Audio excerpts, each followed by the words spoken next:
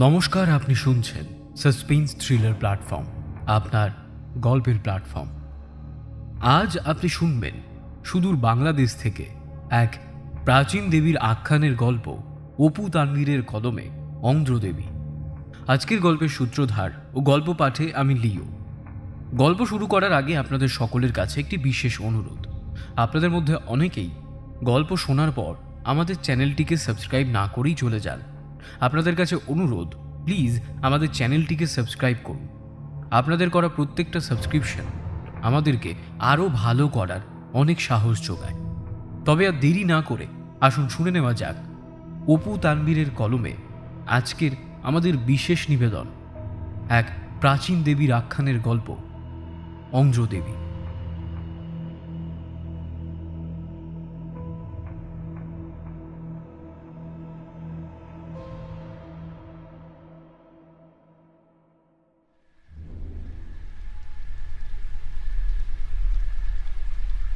মেয়েটি উল্টো হয়ে পড়ে গেল উঁচু হয়ে থাকা গাছের শিকড়ে আটকে। হাত দুটো পিছন দিক দিয়ে বাঁধা থাকার কারণে উপুর হয়ে পড়ল মাটির উপর। যখন তাকে আবারও তোলা হলো তখন মুখ দিয়ে রক্ত পড়া শুরু হয়েছে। একজন একটা কাপড় নিয়ে এগিয়ে আসতে গেল রক্ত মোছার জন্য, কিন্তু দলের সর্দার চোখ গরম করে তাকাতেই সে পিছিয়ে গেল।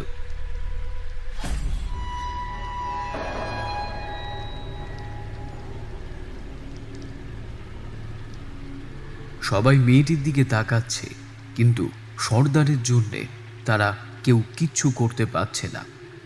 মেয়েটির মাকে গ্রামেই রেখে আসা হয়েছে। তার মা যদি আজকে এখানে থাকতো তাহলে সর্দারের দৃষ্টি উপেক্ষা করেই এগিয়ে আসতো। অন্য কারো সাহস নেই সর্দারের উপরে কোনো কথা বলার। সর্দার আবার হেসে উঠে বলল,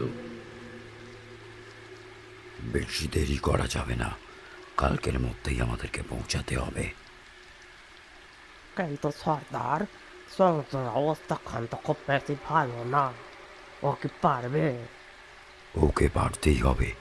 ও যদি না পারে তাহলে তাহলে আমরা কেউ বাঁচব না।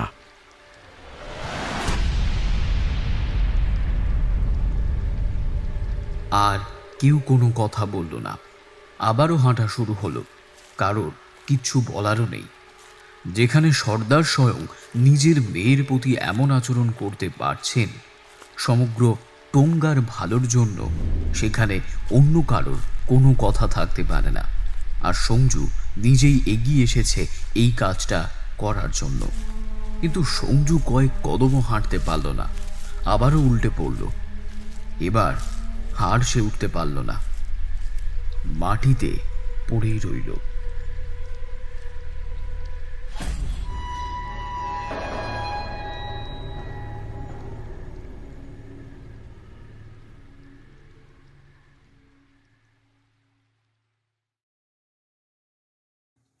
প্রতিদিন জামির তার মাকে বলে রাতে যেন ওর সাথে থাকে, কিন্তু হাসপাতালে রাতে রোগী ছাড়া আর কারোর থাকার কোনো নিয়ম নেই।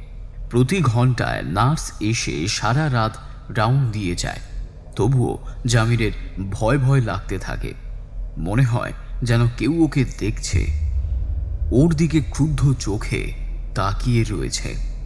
আজকেও যখন নার্স শেষবারের মতো ওর কেবিন থেকে ঘুরে গেল তখনও জামির জেগেছিল। সেই অনুভূতিটা হচ্ছিল ওর। তবে সারাদিন জেগে থাকার কারণে ওর চোখ লেগে এসেছিল কিছু সময়ের জন্যে। তারপরেই ওর চোখ খুলে গেল। রাত কত হবে সেটা ও ঠিক বুঝতে পারল না। একেবারে ঘুটঘুটে অন্ধকার। হাসপাতালে এত অন্ধকার হওয়ার কথা না। রাতে সব সময় একটা ডিম লাইট জ্বলেই, আর করিডোরেও আলো জ্বালানো থাকে, কিন্তু এত অন্ধকার কখনো হয় না। সেই সময় জামিরের মনে হলো কেউ যেন ওর দিকে তাকিয়ে আছে। তীব্র একটা ভয়ের স্রোত বয়ে গেল ওর পুরো শরীর জুড়ে। জলদি করে বালিশের নিচ থেকে মোবাইল বের করে আলো জ্বালাতে লাগলো, কিন্তু মোবাইলটা অন হলো না। এবার ভয়টা আরো জাঁকিয়ে বসলো। মুখ দিয়ে চিৎকার করতে চাইল, কিন্তু কিছুই বের হলো না। কেবল গো গো একটা আওয়াজ বের হলো। জামিরের মনে হলো অন্ধকারের ভেতরে কেউ ওর মুখের উপরে যেন বসে পড়েছে। এখনই গলা চেপে ধরবে, আরও বাঁচতে পারবে না। ও ও হয়তো মারা যাবে।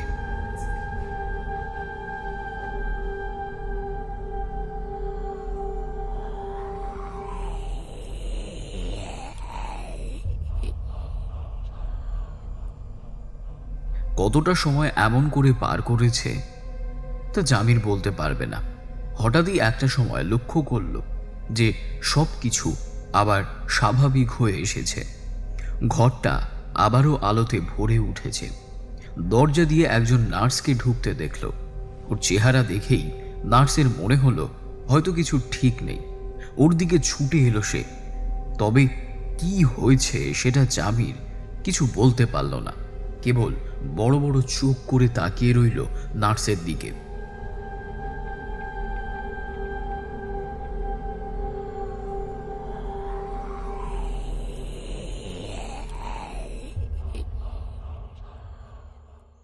পরদিন সকালবেলা জামিরের বন্ধু ফারহান যখন ওকে দেখতে এলো, ফারহানের চেহারা দেখে জামিরের বুঝতে কষ্ট হলো না যে ফারহানের সাথেও কিছু একটা হয়েছে। পুরো রাত ভোর ফারহানের মনে হয়েছে ওর ঘরে যেন কেউ রয়েছে, ওর দিকে তাকিয়ে আছে। রুমে জামিরের বাবা মা দুজনেই ছিল, তাই মুখে কোনো কথা বলল না, কেবল চোখে চোখে দুজনেই কথা হলো। চুপ করে তাকিয়ে রইল একে অন্যের দিকে। জামির সেই শুরু থেকে ফারহানের উপর বিরক্ত। বারবার তাদের বেড়াতে যাওয়া নিয়ে ঘোর আপত্তি ছিল। জামিরের বাবা বিরক্ত হয়েই বলতো, এই জন্যেই আমি বাড়ি থেকে বেরোতে দিতে চাই না। এখন হলো তো, পাহাড়ে কি না কি খেয়েছে, এখন সেই থেকে পেট ব্যথা। জামিরের মা বলতো, আচ্ছা এখন যা হওয়ার তা তো হয়ে গেছে, আর তাছাড়া ডাক্তার তো বলেছে ভয়ের কিছু নেই। জামির কিংবা ফারহান কেউ কোনো কথা বলল না। আবারও দুজন দুজনের দিকে তাকালো। গতকাল রাতে জামির যা দেখেছে সেটা যে ওই বান্দরবন থেকেই এসেছে, এটা বুঝতে তাদের একটুকুও কষ্ট হলো না। জামিরের বাবা মা চলে যাওয়ার পরে বেশ কিছুক্ষণ সময় ফারহান আর জামির একে অন্যের দিকে তাকিয়ে রইল। ফারহান একটা সময় বলল, রূপমকে বলে দেব? জামির বলল, তারপর ও আমাদের কি করবে জানিস? কোনো দরকার নেই। শোন, যে কাজটা আমরা করে ফেলেছি সেটা কারোর কাছে বলার মতো না। তখন যে মাথার ভিতর কি চলছিল জানি না। আমাদের কাজটা করা মোটেই উচিত হয়নি। জামির নিজেও জানে ওরা যে কাজটা করেছে সেই কাজটা ওদের মোটেই করা উচিত হয়নি, কিন্তু যে কাজ করা হয়ে গেছে সেটা বদলানোর আর কোনো উপায় নেই। প্রতি রাতেই ওদের সাথে এই একই ঘটনা ঘটতে লাগলো। কেউ যেন ওদের ঘরে প্রতি রাতেই এসে হাজির হয়, কেউ ওদের দিকে অগ্নি চোখে তাকিয়ে থাকে। একটা সময় এমন হলো যে জামির কিংবা ফারহান কেউই রাতে ঠিক মতো ঘুমানোর সাহস পর্যন্ত করে না। সারা রাত দুজন জেগে থাকে। কাকে দেখে যেন ভয় পায়। রাতে আর উপায় না দেখে বাবা অথবা মা জামিরের সাথে থাকতে শুরু করলো। ওদের বাবা মাও এই ব্যাপারটা নিয়ে বেশ চিন্তিত হলো। ওদেরকে ডাক্তারও দেখানো হলো, কিন্তু কোনো ফল হলো না। একটা সময় তাদের মনে হলো যে পাহাড়ে বেড়াতে গিয়েই হয়তো ওদের এই অবস্থা হয়েছে। সেখান থেকে তার ছেলে ফেরার সময় অদ্ভুত ভয় পাওয়া রোগ নিয়ে এসেছে, কিন্তু ওদের সাথে আরো দুজন গিয়েছিল, ওদের তো তেমন কিছুই হয়নি। জামিরের অবস্থা যেন সব থেকে বেশি খারাপ। রাতের বেলা তো সে সবসময় ভয়ই পায়, কদিন পরে দিনের বেলাতেও সে ভয় পেতে থাকে। ফারহান তখনও সুস্থ আছে, কিন্তু একদিন দুর্ঘটনা ঘটেই গেল। সেদিন জামিরের বাবা জামিরের সাথেই ছিল। জামিরকে রেখে কিছু সময়ের জন্যে তিনি বাইরে গিয়েছিল। অফিস থেকে একটা জরুরি ফোন এসেছিল, সেই ভিত্তিতে নিজের স্টাডি রুমে বসে কিছু ফাইলপত্র দেখার পরেই মনে হলো অনেকটা সময় পার হয়ে গেছে। তিনি ছেলেকে দেখবার জন্যে যখনই আবার জামিরের রুমে গিয়ে হাজির হন, তখনই দেখে যে জামির বিছানার চাদর পেঁচিয়ে সিলিং ফ্যানের সাথে ঝুলে আছে। বড় বড় চোখ দুটো যেন বেরিয়ে আসতে চাইছে, যেন মরার আগে কাউকে দেখে খুব বেশি ভয় পেয়েছে সে।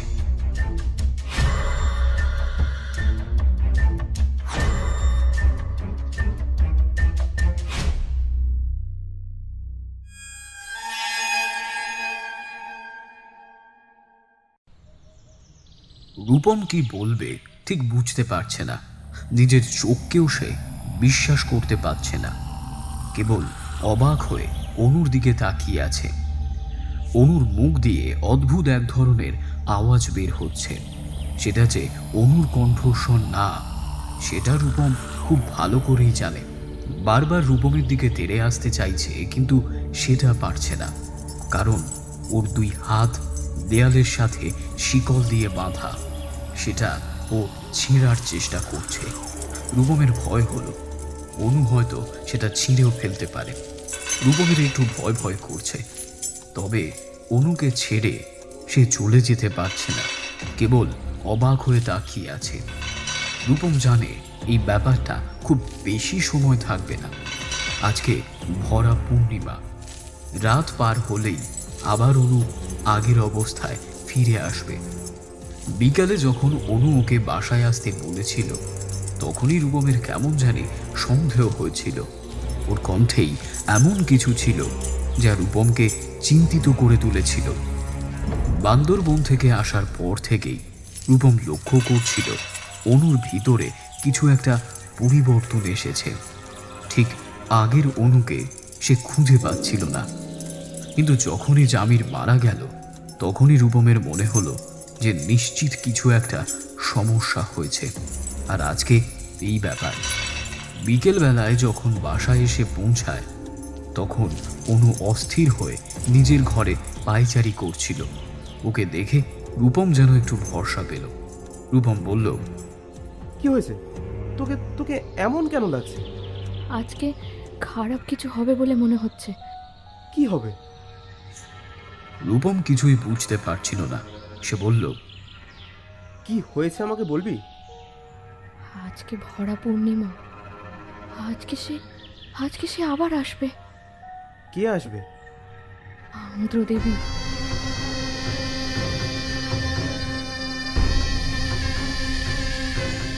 অনু, তোর মাথা খারাপ হয়ে গেছে। জামি মারা গেছে গত পূর্ণিমাতে। হিসেব আছে, আমি জানি আজকেও বের হবে। আজকে কেউ মরবে, ফারহান মরবে। ফারহান দেশে নেই, ও পালিয়েছে। ও খুব ভয় পেয়েছে। তবু আমার কেন জানি না মনে হচ্ছে আজকে ফারহানের নিস্তার নেই। আমিও তো ছিলাম তোর সাথে, কিন্তু আমি তো কই কিছুই অনুভব করিনি, কারো অস্তিত্বও কিছু বুঝতে পারিনি। ফারহান যাওয়ার সময় আমাকে বলেছিল ও নিজেও জানি কিছু একটা দেখতো, অনুভব করতো, কিন্তু আমি তো কই কিছুই বুঝতে পারিনি, কোনো অস্তিত্ব অনুভব করিনি। অনু কিছু না বলে তাকিয়ে রইল রূপমের চেহারার দিকে। তারপর বলল, জানি না, তবে আমার কেন জানি না মনে হচ্ছে ওই সময়ে জামি আর ফারহান এমন কিছু করেছিল যা ওদের করা উচিত হয়নি। এর জন্যই আন্দ্র ওদের ওপর ক্ষেপে গিয়েছে, ওদের শাস্তি দিতে চাইছে। কিছুটা সময় চুপ করে থেকে অনু আবার বলল, দেখ রূপম, প্রথম দিনের পর থেকেই আমি আর নিজের ভেতরে ছিলাম না। কি হয়েছে না হয়েছে আমার কিছুই মনে নেই। এখন আমার কথা হচ্ছে, যদি কিছু নাই হয় তাহলে আমার কিছু মনে নেই কেন? কেবল আমার মনে আছে আমি যখন চোখ খুলি তখন আমি ওই বেদির ওপর বসে আছি বিবস্ত্র হয়ে। আমার হাত পায়ের শিকলগুলো কেউ খুলে দিয়েছে, কিন্তু কে খুলে দিল? তোর কাছেও চাবি ছিল না, তাহলে? রূপম কোনো উত্তর দিতে পারল না। ব্যাপারটা ওর কাছেও পরিষ্কার হচ্ছিল না। অনুকে যখন ওর বেদির উপরে রেখে এসেছিল, তখন চারিদিকে তীব্র বৃষ্টি। রূপমের মনে হচ্ছিল বৃষ্টিতে সব যেন ভেসে যাচ্ছে। ও শিকলের আংটাটা বেদির সামনেই আটকে রেখে ও নিচে চলে আসে। তারপরেই হঠাৎ করে রূপমের তীব্র ঘুম আসতে লাগে। কিছুতেই সেই চোখ আরো খুলে রাখতে পারছে না। যখন রূপমের ঘুম ভাঙে, তাকিয়ে দেখে অনু ওর দিকে ঝুঁকে আছে। ওর দিকে তাকিয়ে তাকিয়ে বলছে, এত ঘুমালে চলে? কত সময় ধরে ডাকছি। ঘুম থেকে উঠে কিছু সময় লাগলো বুঝতে যে ও কোথায় আছে। তারপর চট করেই সব মনে পড়ে গেল। প্রথমে যে কথাটা মনে পড়ল সেটা হচ্ছে বাইরে বৃষ্টি পড়ছিল প্রচুর, কিন্তু এখন আশেপাশে তাকিয়ে মনে হচ্ছে বৃষ্টির কোনো নাম ঠিকানাই নেই। এমনকি মনে হচ্ছে না যে এখানে কোনোদিন বৃষ্টি হয়েছে বলে। রূপমের প্রথম কথাটাই ছিল, কাল না বৃষ্টি হচ্ছিল? অনু ওর দিকে তাকিয়ে থেকে অবাক হয়ে বলল, তাই নাকি? সত্যি? কেন, তোর মনে নেই? আমার কিছুই মনে নেই। আমার শেষ মনে আছে আমি তোর সাথে সাথে হাঁটছি, আমার গলার শিকলটা তোর হাতে ধরা, জামি আর ফারহান আগে আগে হাঁটছে। তারপর হঠাৎ করে আর কিছু মনে নেই, ঝাপসা হয়ে আসছে। আর আমার হাত পায়ের শিকল কে খুলেছে? তুই? রূপম যেন আকাশ থেকে পড়ছিল। বলল, আমি কিভাবে খুলবো? আমার কাছে কি চাবি আছে? ওরা দুজনেই বেশ চিন্তিত হয়েছিল। ওদের কারোর কাছেই চাবি ছিল না। অন্য কেউ যে খুলবে সেটার সম্ভাবনাও ছিল না, কারণ চাবি দড়ি হলে বোঝা যেত যে কেউ খুলে দিয়েছে। ওগুলো লক করা ছিল চাবি দিয়ে। হঠাৎ অনু বলল, ফারহান আর জামি কোথায়? ওরা আসেনি। মানে আসেনি বলতে?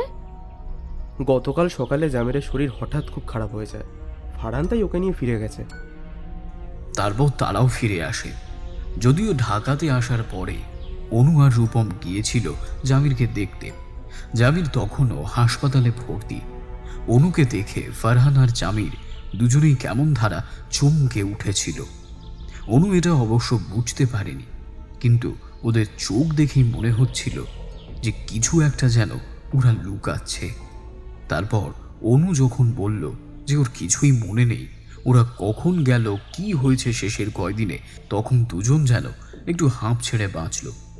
অনু এতটা সময় চুপ করেছিল, তারপর বলল, আমার সত্যি মনে হচ্ছে আমি আন্দ্রদেবীকে সত্যি সত্যি নিজের ভিতরে নিয়ে এসেছি, আর এখন খারাপ কিছু হবে বলে মনে হচ্ছে। রূপম।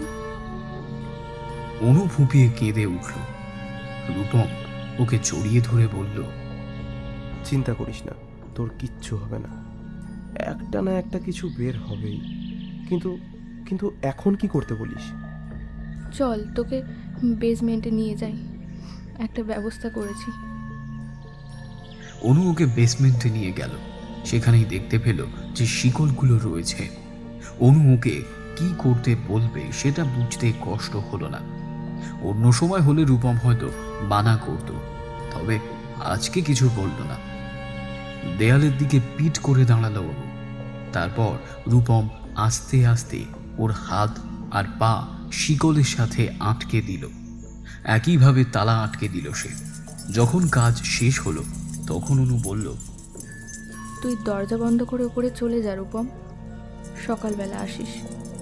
না না, আমি এখানেই থাকি, সমস্যা হবে না। আমি দাদুর ডায়েরিতে পড়েছি, যত সময় না চাঁদ না ওঠে তত সময় কোনো সমস্যা নেই। চাঁদের সাথে সাথেই আন্দ্রদেবী এসে হাজির হবে আমার মাঝে। রূপমের তখনও ঠিক বিশ্বাস হচ্ছে না, কেবল অবাক হয়ে তাকিয়ে আছে। জামিরের মৃত্যুর পরে রূপমের মধ্যেও দ্বিধা দেখা দিয়েছে।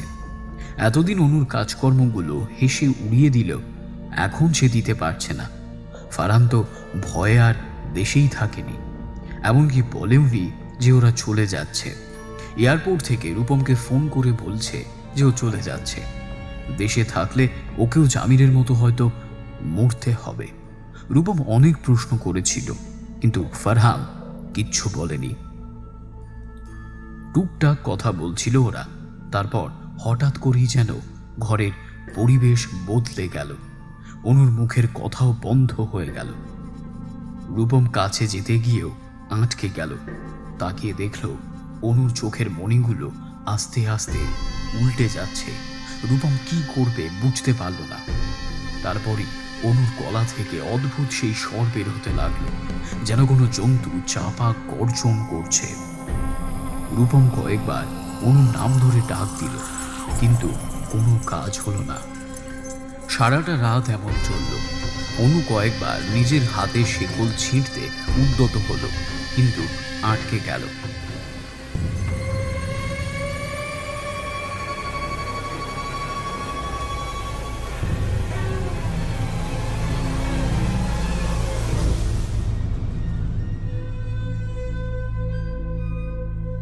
ভোর রাতের দিকে অনু নিস্তেজ হয়ে পড়ল।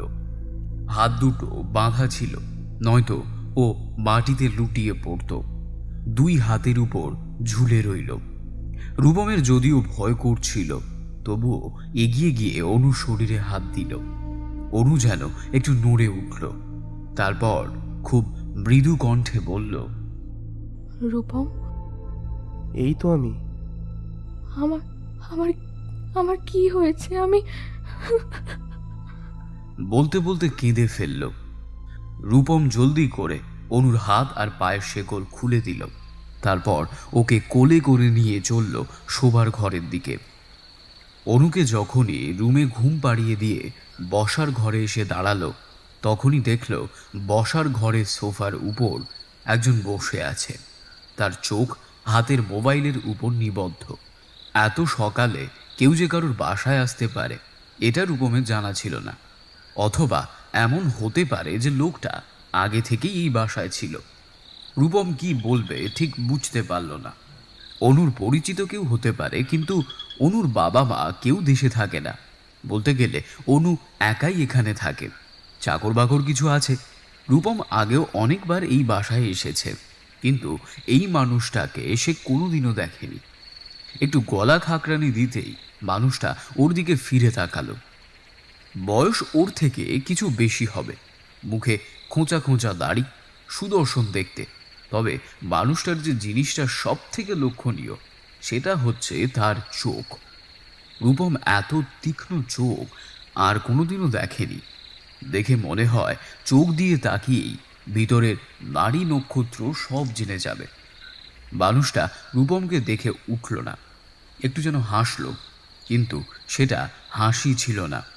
তারপর রূপমকে জিজ্ঞেস করল, কেমন আছে অনু? রূপমের মনে হলো মানুষটা নিশ্চয়ই অনুর পরিচিত কেউ হবে। রূপম খানিকটা দ্বিধাজনক মনোভাব নিয়ে এগিয়ে এসে বসলো মানুষটার সামনে। তারপর বলল, এখন ভালো, তবে রূপম আর একবার চিন্তা করল। রূপম এখনো জানে না যে মানুষটা আসলে কে, তাকে কি বলা ঠিক হবে সব কিছু। অবশ্য লোকটা কিছু জানে নিশ্চয়ই, নয়তো কেন বলবে যে অনু কেমন আছে। রূপম বলল, আপনাকে ঠিক চিনতে পারলাম না। কে আপনি? মানে আপনাকে এর আগে তো দেখিও নি কখনো। মানুষটা হাসলো। তারপর বলল, আমার নাম রাফায়েল। বিস্ময় ভরা কণ্ঠটা আসলো ওদের পেছন থেকে। রূপম তাকিয়ে দেখে অনু এসে দাঁড়িয়েছে দরজাতে। একটু আগেই ওকে বিছানাতে শুইয়ে রেখে এসেছিল, এরই মধ্যে জেগে উঠেছে। তবে অনুকে দেখে এখন সুস্থই বলে মনে হচ্ছে। এরই মধ্যে সামলে নিয়েছে। অনু দ্রুত এগিয়ে এসে বসলো রূপমের পাশে। ওর চোখে তখনও বিস্ময়, যেন সামনে বসা মানুষটাকে ঠিক যেন চিনতে পারছে না। অনু বলল, আপনি আপনি সত্যি রাফায়েল? হ্যাঁ, ওইটাই আমার নাম।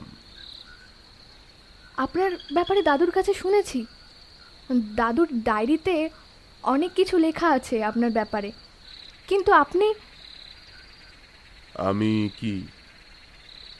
দাদু আপনাকে যেভাবে বর্ণনা করে গেছে একদম সেরকমই আছেন, একটুও বদলাননি। কিন্তু তা কিভাবে হয়? আপনার আরও বয়স্ক হওয়ার কথা। রাফায়েল এবার হাসল। এই প্রশ্নের উত্তর না দিয়ে সে বলল, এই ব্যাপারে এখন না জানলেও চলবে। তার থেকে আমাদের সামনে আরো বড় সমস্যা এসে হাজির হয়েছে। ওই অপদেবীকে নিজের ভেতরে নিয়ে আসার বুদ্ধি তোমাকে কে দিল শুনি? অনু কিছু না বলে চুপ করে রইল। রাফায়েল আবার বলল, এত কৌতূহল কি ভালো? যে কৌতূহল প্রাণ নিতে পারে সেই কৌতূহল পূরণ করতে যাওয়াটা বোকামি ছাড়া আর কিছু না। রূপম এত সময় চুপ করেই ছিল।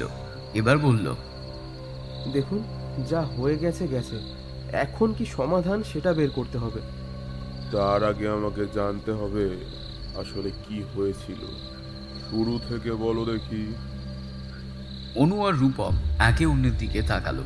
তারপর রূপম বলল, আমি বলছি সব।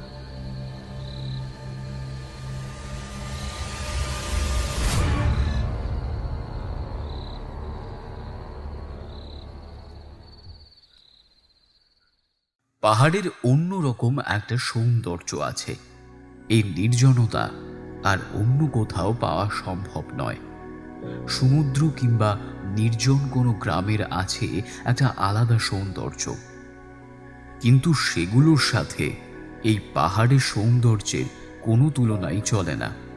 রূপম অচেনা এক পাহাড়ি ঘরের বারান্দায় এসে বসে এই কথাই ভাবছে আর তাকিয়ে আছে সামনের অন্ধকারের দিকে।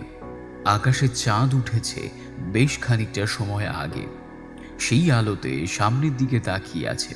পাহাড়ের গা বেয়ে বেড়ে ওঠা সবুজ গাছগুলোকে কেমন কালো কালো বলে মনে হচ্ছে। রূপমের কেমন ঘোরের মতো লাগছে। একভাবে তাকিয়েই আছে নিচের খাদের দিকে। পাহাড়ে খুব জলদি রাত নামে, তেমনি ভাবে ধূপ করে সব অন্ধকার হয়ে যায়। গ্রামগুলোর সন্ধে হতে না হতেই খেয়ে দিয়ে শুয়ে পড়ে। কিছু সময় পাহাড়ি যুবক এদিক ওদিক আড্ডা দেয়। কিছু সময় তারাও খুব একটা রাত করে না, কিন্তু শহরে মানুষদের এত জলদি ঘুম আসতে চায় না। যদিও ফারহান আর জামির মরার মতো ঘুমাচ্ছে। সারাটা দিন ওদের খুব পরিশ্রম হয়েছে। রূপমেরও অবশ্য এক ধরনের পরিশ্রম হয়েছে, তবে রূপমের ঘুমোতে ইচ্ছে করছে না। আরও কিছুটা সময় জেগে থাকতে ওর ইচ্ছে করছে, আর এই সৌন্দর্য উপভোগ করতে চাইছে মন দিয়ে। একটু একটু ঠান্ডা বাতাস আসছে, তবে বসে থাকতে খুব বেশি চমৎকার লাগছে ওর মনে হতে থাকলো এই নির্জনতার মাঝেই যদি বাকি জীবনটা কাটিয়ে দিতে পারতাম তাহলে জীবনটা মন্দ হতো না। হঠাৎ কুচকাচ একটা আওয়াজ হলো। পিছনে তাকিয়ে দেখে অনু দাঁড়িয়ে আছে দরজায়। ঘরের ভেতরে একটা প্রদীপ জ্বলছে, সেই আলোতেই অনুকে দেখা যাচ্ছে। অনু এখনো ঘুমায়নি দেখে অবাক লাগলো রূপমের। কি হলো, ঘুমাচ্ছে না? আসছে, তবে এখানে বসে থাকতে ভালো লাগছে। অনু রূপমের গা ঘেঁষে বসল। রূপমের কাছে একটু অন্য রকম লাগলো। অনুকে সে অনেক দিন থেকেই চেনে। আজকে ওর আচরণ কেমন যেন অন্য রকম লাগছে সেই সকাল থেকেই। তাহলে কি ও একটু দ্বিধায় পড়ে গেছে? যে কাজটা অতি উৎসাহ নিয়ে করতে এসেছে এতদিন, সেই কাজটা ঠিক মতো করতে পারবে কিনা এই নিয়ে খানিকটা ভীতু কি, নাকি অন্য কোনো কারণ? রূপম বলল, ভয় লাগছে তোর? ভয় কেন? না, মানে কাজটা কি করতে পারবি? কেন, তোর মনে হচ্ছে না যে আমি পারবো? না, পারবি না এই কথা তো বলছি না, কিন্তু রূপম অন্ধকারের ভেতরেই অনুর জলজল করতে থাকা চোখের দিকে তাকিয়ে থাকলো কিছুটা সময়। বাইরে থেকে কিছু না বোঝা গেলেও ভিতরে ভিতরে অনু খুব উত্তেজিত হয়ে আছে। অনু খানিকটা হেসে বলল, কিন্তু কি শুনি? শোন, আমি খুব বেশি এক্সাইটেড। রিচুয়াল আর পদ্ধতিগুলো আসলে অন্যরকম, তাই না? হ্যাঁ, সত্যি অন্যরকম। আর যুক্তিযুক্তও মনে হচ্ছে না। মানে মেয়েটাকে ঠিক যেভাবে কষ্ট দিয়ে মেরে ফেলা হয়েছে, ঠিক সেইভাবে তাকে ডাকতে হলে একইভাবে কষ্টটা নিজের মাঝে আনতে হবে। সেই কষ্টগুলো নিজে উপলব্ধি করতে হবে, তবেই না সে আসবে, তাই না? রূপম কিছু না বলে কেবল একটু মাথা দোলালো। সে জানে এসব ব্যাপারে অনুকে কিছু বলে লাভ নেই, ওর সাথে তর্ক করেও লাভ নেই, আর এইসব ব্যাপারে অনু অনেক বেশি জানে। অনু বলল, সো এত চিন্তা করতে হবে না, আমি ঠিকঠাকই পারবো। এখন তুই তোর কাজটা করতে পারলেই হবে। রূপম একটু হাসার চেষ্টা করল। অনু যে কাজটা করবে সেটার তুলনায় ওর কাজটা কিছুই না। অনু বলল, তবে তোকে কিন্তু একটা কথা দিতে হবে। কি কথা? দেখ, ফারহান আর জামিকে আমি কিছুই করতে বলিনি, তবে ওদেরকে আমি বুঝিয়ে দিয়েছি ওরা কোনো বাধা হবে না। তোর উপর আমি ভরসা করে আছি, কোনোভাবেই যেন তুই আমাকে হতাশ করবি না। আচ্ছা, করব না। না, করতে পারিস, আমি তো তোর মনোভাব জানি নাকি। রূপম অন্যদিকে চোখ সরিয়ে ফেলল। অনুকে ও যে অসম্ভব পছন্দ করে সেটা অনু খুব ভালো করেই জানে, এবং এও জানে ওর ইচ্ছে পূরণ করবার জন্যে রূপম সব কিছুই করতে পারে। তাই রূপমকেই বলেছে ও। অনু বলল, দেখ, কাল থেকে আমাদের আসল কাজটা শুরু হবে। যদিও কাল ওখানে পৌঁছাতে পৌঁছাতে বিকেল হয়ে যাবে, তবুও তোকে আগে থেকেই বলে রাখছি কথাগুলো। আমাকে এর আগেও বলেছিস তো, আমার মনে থাকবে। না, মনে থাকবে না, কারণ আমি তখন অন্য রকম হয়ে যাব। দেখ, তোর জন্য ব্যাপারটা প্রথমে মেনে নেওয়া সহজ হবে না, তবে নিতেই হবে। এত দূর এসে আমি কিছুতেই ব্যাপারটা না করে ফিরে যেতে চাই না, ঠিক আছে? ঠিক আছে। আমার কিন্তু মুখ দিয়ে কিছু বলার থাকবে না, আমি কিছু বলতে পারবো না। সো যতক্ষণ না আমি ওই ইশারাটা দিচ্ছি, ততক্ষণ কোনোভাবেই যেন তুই কাজটা থেকে ফিরে আসবি না, মনে থাকবে? রূপম ওর দিকে তাকিয়ে বলল, আচ্ছা, তুই ওই ইশারাটা দিবি কোন দিন? অনু হাসল, তারপর বলল, কোনোদিনও না, আমি কোনোদিনও এই কাজটা করব না, যত কষ্টই হোক না। আমি যে কাজটা হাতে নিয়েছি সেটা আমি শেষ করতেই চাই। বুঝলাম, আমার মনে থাকবে। থাকতেই হবে। অনু আরও একটু সরে এসে বসল। তখনও রূপমের হাতে ওর হাতটা ধরাই আছে। অচেনা একটা পাহাড়ি গ্রামে বাঁশের মাচায় বসে আছে ওরা, পা ঝুলিয়ে। নিচ দিয়ে চলে গেছে পাহাড়ি খাদ। দুজনেরই অন্যরকম ভালো লাগছে। এভাবে সারাটা রাত কাটিয়ে দিতে পারলে হয়তো ভালো লাগতো, কিন্তু বেশি সময় অপেক্ষা করার আর উপায় নেই, কারণ কাল সকালে ওদের বের হতে হবে। কাল অনেক কাজ পড়ে আছে ওদের।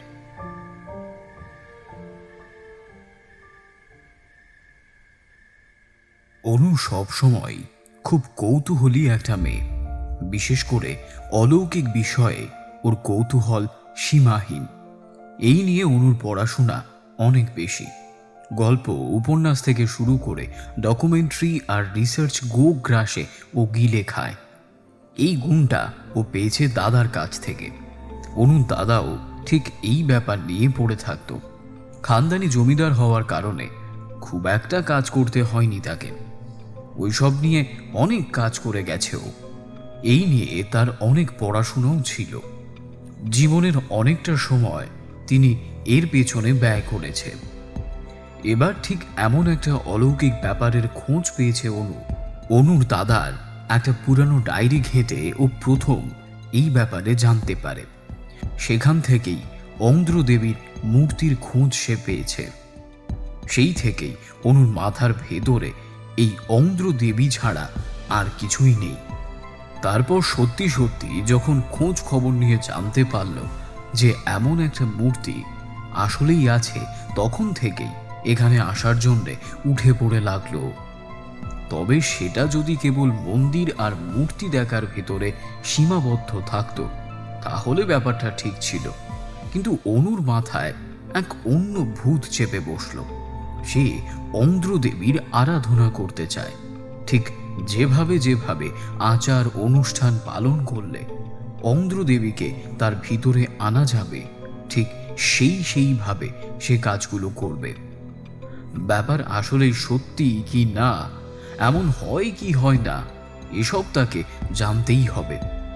কিন্তু যে কাজটা অনু করতে চাইছে সেই কাজটা ওর একার পক্ষে করার কোনোভাবেই সম্ভব নয়। ব্যাপারটা ঠিক এমন না যে কোনো ভুতুড়ে বাড়িতে একা একা গিয়ে রাত কাটিয়ে এলো। এর আগে অনেক ভুতুড়ে বাড়িতেই সে থেকেছে, কোনো না কোনোটাতে আবার ভয় পেয়েছে, কিন্তু অনু থামেনি। দিনকে দিন ওর কৌতূহল যেন বেড়েই চলেছে। কিন্তু এই অন্ধ্রদেবীর ব্যাপারে তার সাহায্য লাগবেই, একা একা কোনোভাবেই হবে না।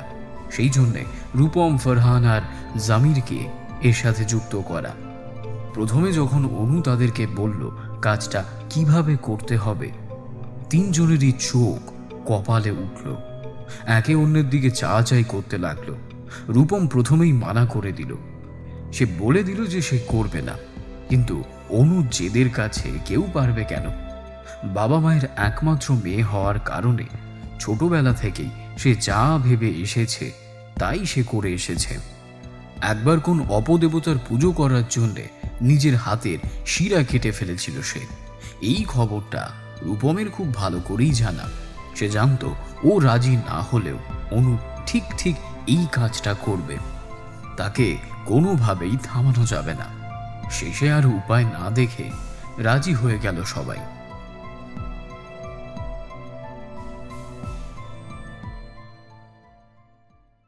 সকালবেলা খাওয়া দাওয়া শেষ করে যাত্রা আবার শুরু হলো।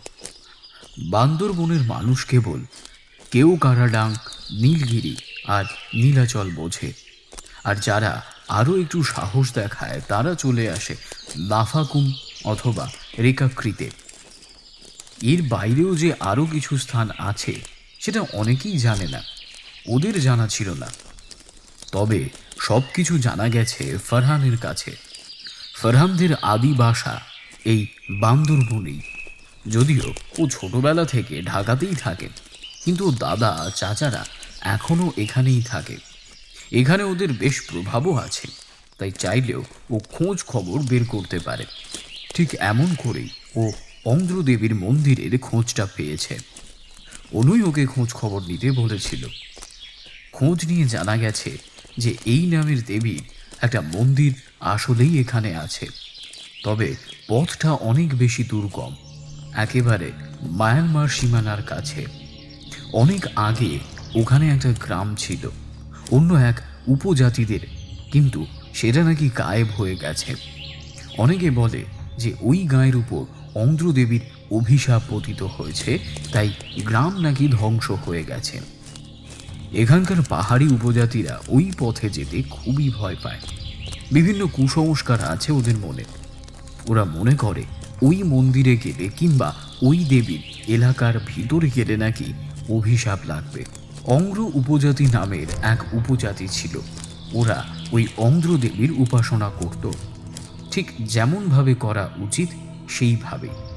যতদিন পর্যন্ত ওরা উপাসনা করত ততদিন পর্যন্ত সব ঠিকই ছিল, কিন্তু একবার ওরা ঠিক মতো উপাসনা করতে পারল না বলে, অর্থাৎ আচার অনুষ্ঠান করার জন্যে যে মেয়েটাকে ঠিক করা হয়েছিল সেই মেয়েটা মাঝপথেই থামিয়ে দেয় সব কিছু। সেইবার আর উপাসনা হয়নি, অন্য কোনো মেয়েও ছিল না সেটা পূরণ করার জন্যে। ব্যাস, তারপর থেকেই ওই উপজাতি গ্রামের উপর নাকি অভিশাপ নেমে আসে। আস্তে আস্তে সবাই এক অদ্ভুতভাবে মারা যেতে থাকে, আর যারা মারা যায়নি তারা গ্রাম ছেড়ে পালিয়ে যেতে থাকে। এভাবে 1 বছরের ভিতরে পুরো গ্রাম নাকি ধ্বংস হয়ে যায়।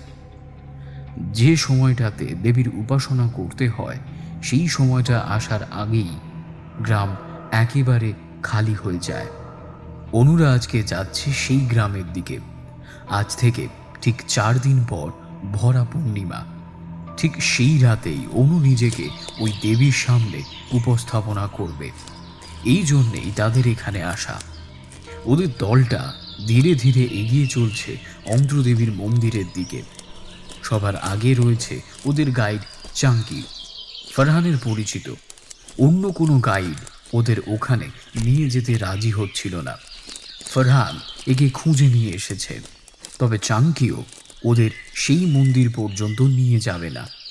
একটা নির্দিষ্ট এরিয়া পর্যন্ত নিয়ে যাবে, তারপর আবার ফিরে আসবে। ওদেরকে তারপর একা একাই যেতে হবে।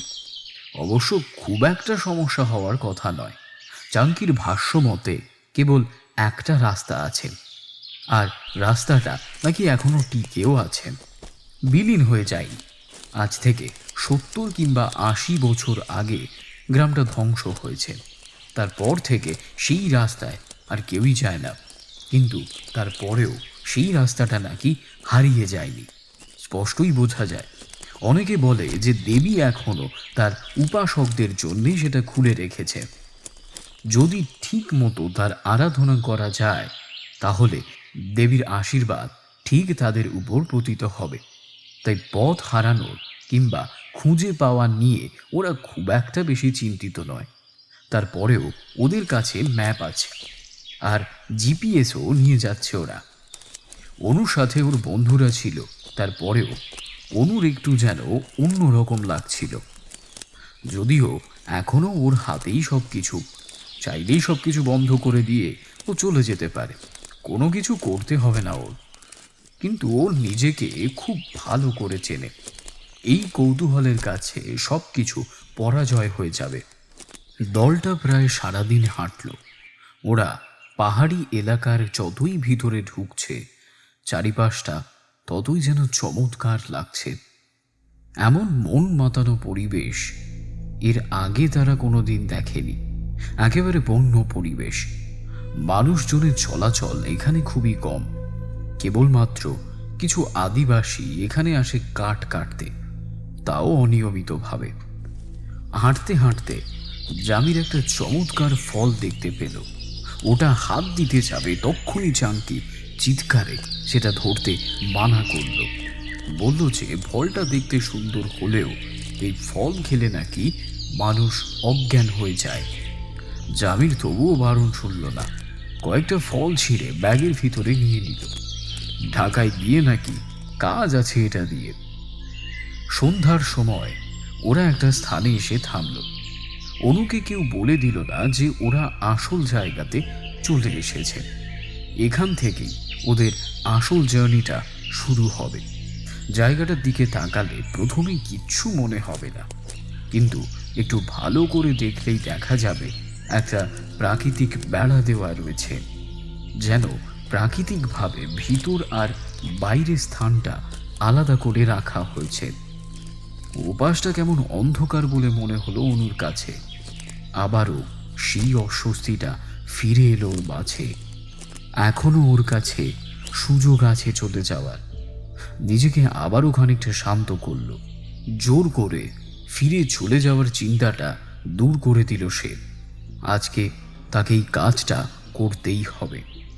যদিও দরকার ছিল না, তারপরেও চাঙ্কি বলল, আজকের মতো ওদের আর কোনো কাজ নেই। রাতে ক্যাম্প ফায়ার করা হলো, গল্পগুজব চলল, তবে সেটা খুব বেশি দূর এগোলো না। সারাটা দিনের হাঁটাহাঁটিতে সবাই প্রায় ক্লান্ত। সাথে করে স্লিপিং ব্যাগ নিয়ে আসা হয়েছে। ওরা সেখানেই শুয়ে পড়ল।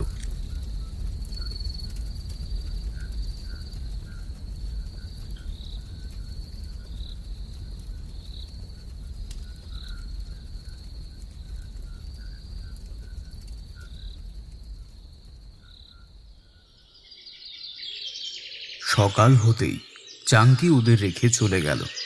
বলে গেল যে ঠিক 3 দিন পরে সকালবেলাও এখানে আসবে। যদি কাজটা করতে ওদের আরও একটা দিন বেশি লাগবে, তবুও ও আগেই চলে আসবে ওদেরকে নেওয়ার জন্যে।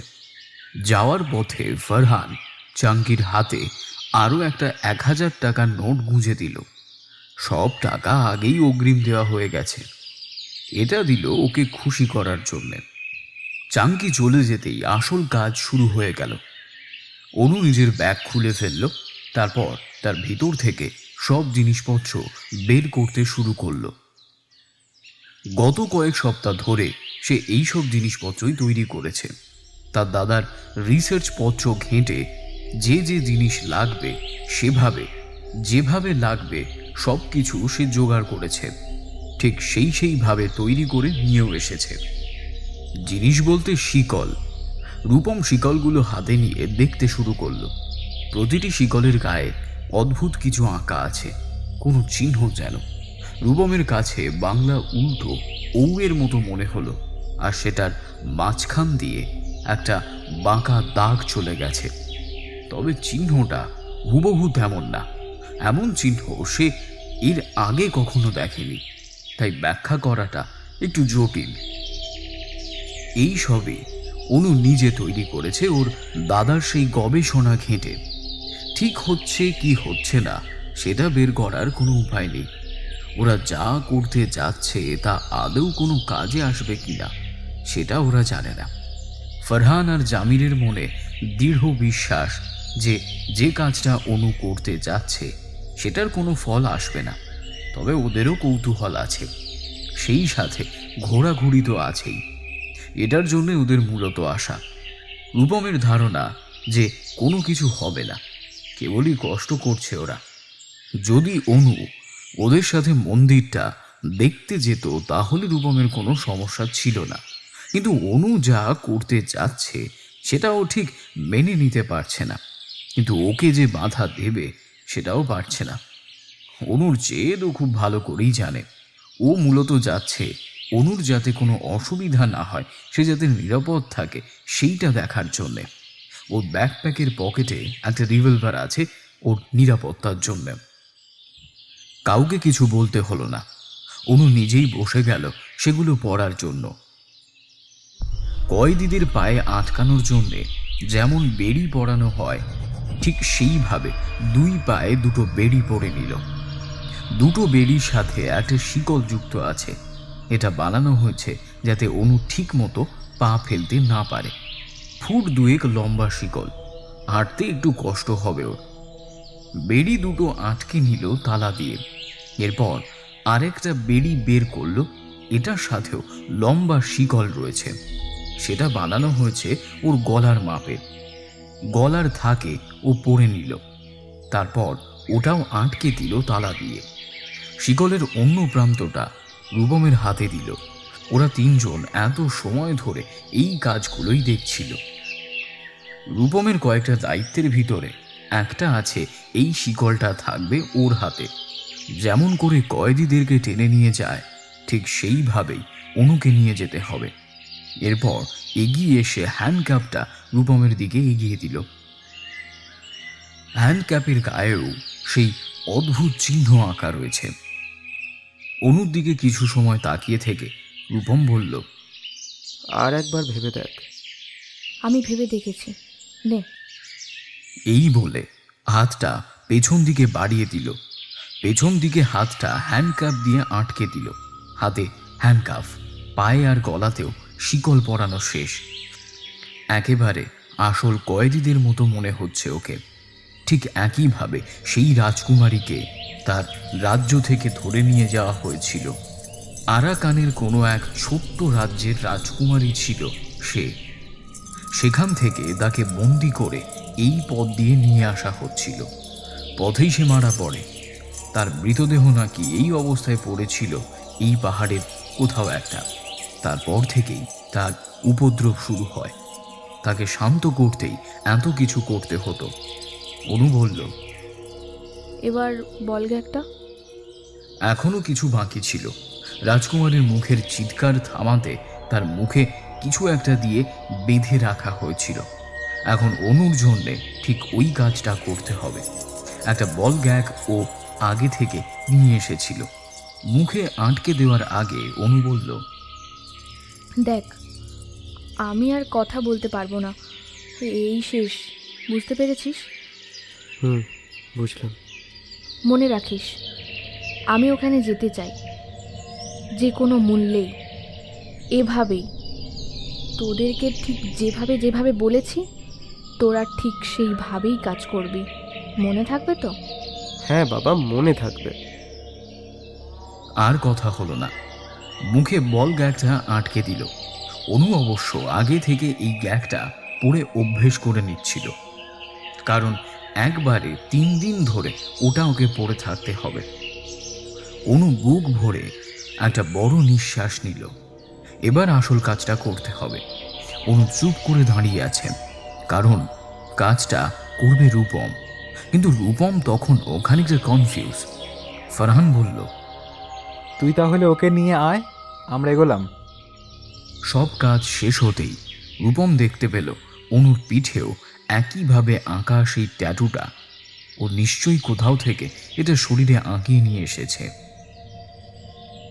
এবার ওদের হাঁটার পালা। রূপম যখন ওর সামনে এলো, তাকিয়ে দেখল অনুর পুরো মুখটা কালো হয়ে গেছে লজ্জায়। এমনটা হবে সেটা স্বাভাবিক। রূপমের নিজেরও অস্বস্তি লাগছে। টিভিতে কোনো বিবস্ত্র মেয়েকে আর সরাসরি দেখার ভিতরে একটা পার্থক্য থাকে। আর কেউ যদি হয় খুব কাছের মানুষ, তাহলে তো কথাই নেই। অনুর অনেকটা সময় লাগলো নিজেকে সামলে নিতে। তাকিয়ে দেখে ওর সব কিছু একপাশে গুছিয়ে সেগুলো পাতা দিয়ে ঢেকে রাখা হলো। অনুর ব্যাগ নিয়ে যাওয়ার কোনো মানে নেই। ওর সব কিছু এখানেই থাকবে। আর সেই হিসেব মতো ওর শিকলের তালার চাবিগুলো এখানেই রেখে যাওয়া হবে। কারণ রূপমের কোনো বিশ্বাস নেই ও জোর করে খুলে দিতে পারে সব। তারপরেই অনুর শিকলে টান পড়ল। তাকিয়ে দেখল রূপম হাঁটতে শুরু করেছে। ও হাঁটতে শুরু করলো।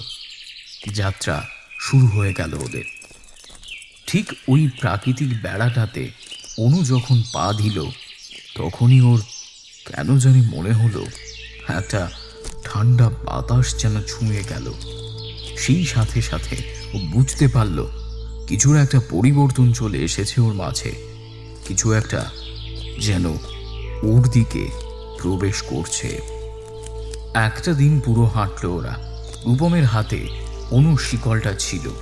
রূপম চেষ্টা করছিল আস্তে হাঁটার জন্যে, কারণ অনুর পায়ের শিকলটা ফুট 2 বেশি লম্বা নয়। ও চাইলেও বড় বড় পা ফেলতে পারবে না। তাই মাঝে মাঝে ওর গলার শিকলে টান লেগে যাচ্ছিল। শিকলটা অনু নিজে বানিয়েছে। ওটার বেড়িটা একেবারে গলার সাথে শক্ত করে আটকে আছে। সেটা আবার তালা দিয়ে আটকানো। সময় যতই যাচ্ছে রূপম ততই অস্থির হয়ে উঠছে। এভাবে অনুর পরিশ্রম ও ঠিক দেখতে পারছে না, কিন্তু কিছু বলার বা কিছু করার সাহস সে পাচ্ছে না। অনু ওকে আগে থেকেই বলে রেখেছিল যে যদি এখন এবারে এই কাজটা না হয় কিংবা রূপম ওকে বাধা দেয়, তাহলেও আবার আসবে। অনু বলেছে যে রূপম ওকে মাঝপথেই খুলে দেয় কিংবা এমন কোনো কাজ করে যার ফলে কাজটা অসমাপ্ত রেখেই চলে যেতে হয়, তাহলেও আবার পরে আসবে এবং সেবার ও ভাড়া করা লোক নিয়ে আসবে। কয়েকজন ভাড়া করা লোকের সাথে অনু এই অবস্থায় যাবে, এটা ভাবতেই রূপমের পুরো শরীরে কাঁটা দিয়ে উঠল। এর থেকেই ওর সামনে অনু আছে, এটা ভালো। যে কোনো পরিস্থিতির জন্য অন্তত তৈরি থাকতে পারবে ও। ফারহান আর জামির ওদের থেকে বেশ খানিকটা এগিয়ে গেছে। মাঝে মাঝে ওরা দৌড়াচ্ছে, মাঝে মাঝে ওরা দাঁড়াচ্ছে, ক্যামেরা দিয়ে চারিদিকের ছবিও তুলছে, ওদের ছবিও তুলছে। অনু প্রথমে এই অবস্থায় ছবি তুলতে চাইছিল না, তবে জামির সেটা শোনেনি। আস্তে আস্তে অনুর অস্বস্তি কেটে গেছে অনেকটা। ও স্বাভাবিকভাবেই হাঁটছিল। রূপম মাঝে মাঝে পিছন ফিরে তাকাচ্ছিল আর অনুর সাথে চোখাচোখি হয়ে যাচ্ছিল।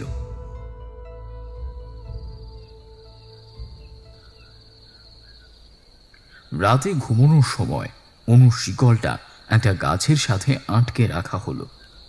অনু কোনোভাবেই বসে থাকতে পারছিল না।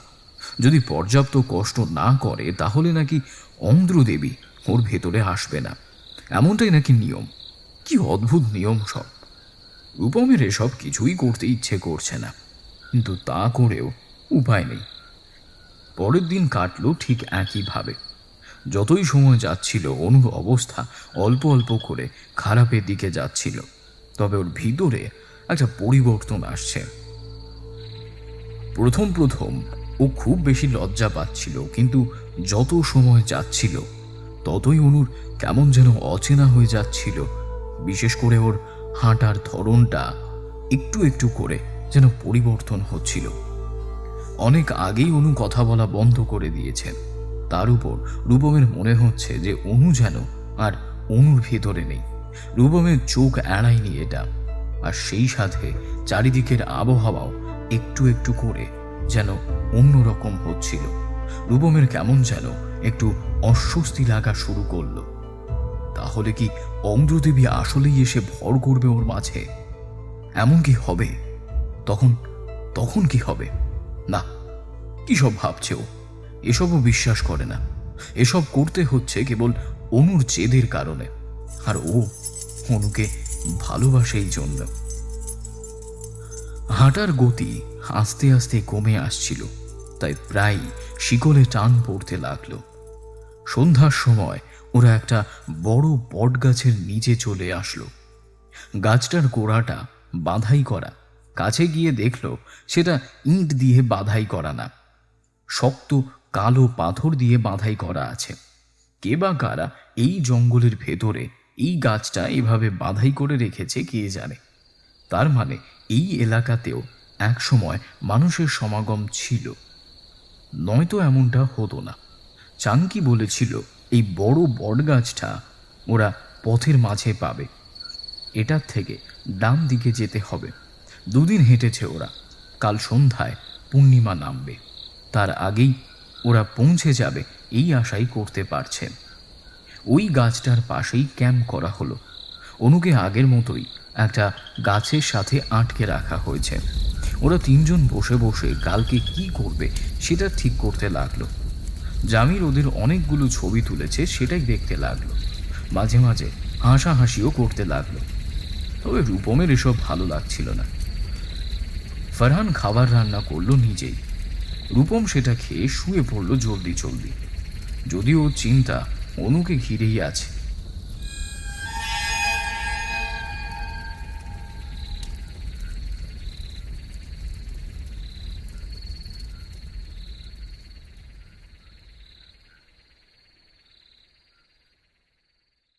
রাতে খুব ভালো ঘুম হলো, একেবারে এক ঘুমে রাত পার। বেশি পরিশ্রম হয়েছে এই জন্যেই বোধ হয় হবে। তবে আগের দিনও বেশ পরিশ্রম হয়েছিল। সেই দিন তো গাঢ় ঘুম হয়নি ওর। 7 পাঁচ আর ভাবল না। কিন্তু পরের দিন সকালবেলা রূপম অবাক হয়ে লক্ষ্য করল চারিদিকের আবহাওয়া আরও যেন বদলে গেছে। চারিদিকে তাকিয়ে দেখে অন্ধকার হয়ে এসেছে একদম। এই 2 দিন আকাশে ঠান্ডা একটা ভাব ছিল, তবে গাছের ফাঁক দিয়ে যখনই আকাশ দেখা যাচ্ছিল সেখানে রোদ দেখা যাচ্ছিল। একটা গুমোট ভাব ছিল, কিন্তু সেই সাথে আলো ছিল চারিদিকে। কিন্তু আজকে এমন কেন হলো? অনু অবশ্য আগেই বলেছিল যে বৃষ্টি হবে। শেষ দিনটা ওদের বৃষ্টির ভিতরেই হাঁটতে হবে। কথায় আছে ঝামেলা কখনো একা আসে না। ঝামেলার উপর আরেকটা ঝামেলা দেখা দিল। জামির কেমন যেন আচরণ করতে শুরু করলো। ফারহান ওকে সামলানোর চেষ্টা করছে, কিন্তু পারছে না। ওর পেটে নাকি অসম্ভব যন্ত্রণা হচ্ছে, কিছুই সহ্য করতে পারছে না। রূপম কি করবে কিছুই বুঝে উঠতে পারল না। অনু কোথায়? হ্যাঁ, অনু কোথায় গেল? যে গাছটার সাথে ওকে আটকে রাখা হয়েছিল সেটাতেও নেই। ফারহানকে জিজ্ঞেস করতে ও বলল ওকে একটু দূরে রেখে আসা হয়েছে। সকালে কিছু সময়ের জন্য ওকে একটু দূরে রাখা হয় অন্যান্য সব কাজ ছাড়ার জন্যে। একদিনে আবহাওয়ার এই অবস্থা, অন্যদিকে জামিরের পেট ব্যথা। রূপম কি করবে ঠিক করে বুঝতে পারল না। ওরা প্রায় চলেই এসেছে। আজকে সারাদিন হাঁটলে সন্ধ্যার দিকে সেই মন্দিরে পৌঁছে যাবে। 2 দিনের পথ ওরা এগিয়ে এসেছে, আর 1 দিনের পথ বাকি। এখন কি ফিরে যাওয়া যায়? অনু কিছুতেই রাজি হবে না। আর এদিকে জামিরের কি হবে? রূপম যখন কিছু বুঝতে পারছে না তখনই ফারহান একটা প্রস্তাব দিল। ও বলল যে অনু কিছুতেই এত দূরে এসে ফিরে যেতে চাইবে না, যাওয়া উচিত না। ফারহান বলল ও জামিরকে নিয়ে ফিরে যাবে, আর রূপম অনুকে নিয়ে সামনে এগিয়ে যাবে। চাঙ্কি তো ফিরে আসছেই, আর জামিরকে সদরে রেখে ও নিজেও ফিরে আসবে। আর এই জায়গাটা এমনই যে কেউ ভয়ে এখানে আসে না, সুতরাং কেউ যে ওদের উপর হামলা করবে সেটারও ভয় নেই। তবুও সেফটির জন্য রূপমের কাছে একটা রিভলভার আছে। এর থেকে ভালো উপায় ও আর খুঁজে পেল না। যেমনটা ঠিক হলো ঠিক তেমনভাবেই কাজ করা হলো। ফারহান আর দেরি করল না, জামিরকে নিয়ে রওনা দিয়ে দিল। তবে রূপমের কাছে কেন জানি মনে হচ্ছে ফারহান যেন একটু তাড়াহুড়োর ভিতরে আছে, যেন এখান থেকে ও পালাতে চাইছে। ওদেরকে চলে যেতে দেখলো। অনু আগেই বলেছিল যে বৃষ্টি আসবে, তাই একটা রেইনকোট নিয়ে এসেছিল। সেটা ব্যাগ কাঁধ থেকে রেইনকোটটা পরে নিল। তারপর ফিরে এলো অনুর কাছে। অনু গাছের সাথে হেলান দিয়ে বসেছিল চোখ বন্ধ করে। ওকে দেখে কেমন যেন অপ্রকৃতস্থ বলে মনে হলো। রূপম যখনই কাঁধে হাত দিল ও চমকে উঠল। চোখ মেলে রূপমের দিকে তাকিয়ে কিছুক্ষণ রইল, কিছুটা সময় ঘোলা চোখে। অনুকে কেমন যেন অচেনা লাগছে। তাহলে কি সত্যি সত্যি অঞ্জদেবীর আগমন হচ্ছে? অনু বলেছিল ওরা যতই কাছাকাছি যেতে থাকবে ততই দেবী তাদের বুঝিয়ে দিতে থাকবে তার অস্তিত্ব। তাহলে কি সত্যি? জামিরের পেটে সমস্যা দেখা দিল, তারপর আবহাওয়ার এই দশা। সব শেষে অনুকে কেমন যেন লাগছে। অন্য কেউ হলে হয়তো রূপম এতটা করতো না। অতদূর কেবলমাত্র অনুর জন্য এসেছে ও, অন্য আর কিছুর জন্যে নয়। ও একটা অ্যাডভেঞ্চার চেয়েছিল, সেটার জন্যই এসেছে, এর বেশি কিছু না। আর এখানে কোনো আন্দ্রদেবী ফেবি আসবে না, এটা ওর বিশ্বাস।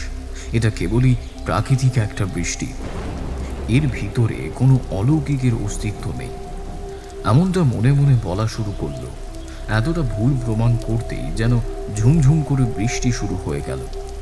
বৃষ্টির ভিতরেই ওদের যাত্রা আবার শুরু হলো। রূপম অনুকে উঠতে সাহায্য করলো। এই 2 দিনে অনুকে কিছুই খেতে দেওয়া হয়নি। এমনটাই ঠিক হয়েছিল। ওর মুখে সেই বল গ্যাগটাও একটা বারের জন্যেও খোলা হয়নি, কিন্তু ওর চেহারা দেখে সেটা ঠিক বোঝা যাচ্ছে না। একটা মানুষ 2 দিন না খেলে তার চেহারায় সেটা ফুটে ওঠার কথা, কিন্তু রূপমের মনে হলো যে অনুর মধ্যে এমন কোনো লক্ষণই নেই। দেখলেই মনে হচ্ছে দিব্যি যেন সুস্থ আছে। একটু হয়তো অপ্রকৃতস্থ আচরণ করছে, কিন্তু ক্ষুধার্তে যে কষ্ট পাচ্ছে এমনটা মনে হলো না ওর কাছে। ওরা আবারও হাঁটতে শুরু করলো। দুপুরে কেবল একবার মাত্র থামলো ওরা। রূপম কেবল বারবার তাকাচ্ছিল অনুর দিকে। অনু আসলেই অন্যরকম আচরণ করছে। ও যে ওর পাশে আছে সেটা দেখেও হাঁটছে না, কি যেন ভাবছে, কার কথা ভাবছে ও। খাওয়া দাওয়া শেষ করে আবারও হাঁটতে শুরু করলো। অবশেষে ওরা এসে পৌঁছালো সেই অন্ধ্রদেবীর মন্দিরে। মন্দির না বলে কেবল একটা মূর্তি বলাই ভালো। এত সময় ওরা নিচেই নামছিল। একটা পাহাড়ের পাদদেশের সমান কিছু জায়গা, সেখানে একটা উঁচু বেদির উপর সেই মূর্তি দাঁড় করানো। সন্ধ্যার আলো তখনও অনেকটাই বাকি আছে। রূপম অবাক হয়ে মূর্তিটার দিকে তাকিয়েছিল। অপূর্ব সুন্দর এক নারী মূর্তি, যে বানিয়েছে সুনিপুণ হাতেই বানিয়েছে। একটু ব্যাকা হয়ে নাচের ভঙ্গিতে দাঁড়িয়ে আছে। উচ্চতায় 10 থেকে 12 ফুটের বেশি হবে না। এবার শেষ কাজ, অনুকে সেই মূর্তির সামনে নিয়ে গেল রূপম। সেখানে ওকে বসানো হলো। তারপর ওর গলার শিকলের অন্য অংশটা নিয়ে মূর্তির পায়ের কাছে নিয়ে গিয়ে দেখল সেখানে আসলেই আংটার মতো একটা জিনিস আছে। সেটার সাথে ও আটকে দিল। এরপরও নিচে চলে এলো। তখনও তীব্রভাবেই বৃষ্টি পড়ছে। কিছু সময় এমনই কেটে গেল। রূপমের মনে হলো ও যেন অনন্তকাল ধরে অপেক্ষা করেই চলেছে। ততক্ষণে অন্ধকার নেমে গেছে, কিন্তু আকাশে মেঘ থাকার কারণে চারিদিকে ঘুটঘুটে অন্ধকার হয়ে আছে। যদিও আজ আকাশে চাঁদ থাকার কথা, কেবলমাত্র টর্চের আলোতে অনুকে দেখা যাচ্ছে। রূপম দেখল অনুকে ঠিক যেভাবে বসিয়ে রেখে এসেছিল ও ঠিক একইভাবে বসে আছে। রূপম তাকিয়েই ছিল, কিন্তু ওর শরীরে ক্লান্তি ভেঙে আসছিল। রূপম কেবল অনুভব করল ও তীব্র ঘুম আসছে। ও কিছুতেই চোখের পাতা খুলে রাখতে পারছে না।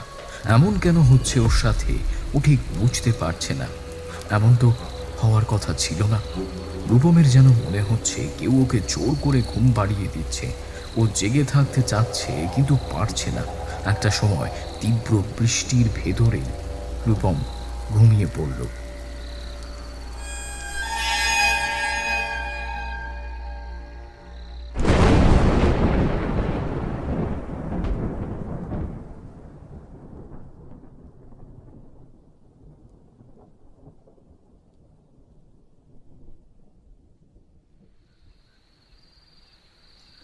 রাফায়েল চুপ করে শুনছিল এতটা সময়।